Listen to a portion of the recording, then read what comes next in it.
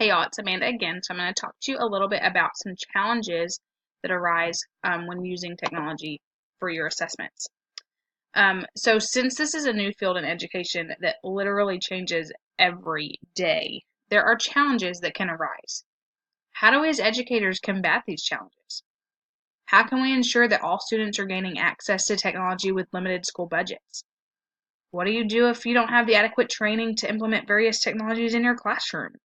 And how can we make sure that students are staying on task? How do we ensure that we're keeping them safe? There are some great articles and blogs online of teachers that successfully combat these challenges daily to have technologies integrated into their lessons. Using what they have found, we've provided the following solutions. A fantastic place to begin is this article regarding classroom management tips for technology in the classroom. So when I first transitioned into a one-to-one classroom, I had lots of fears and lots of doubts that it was going to be successful.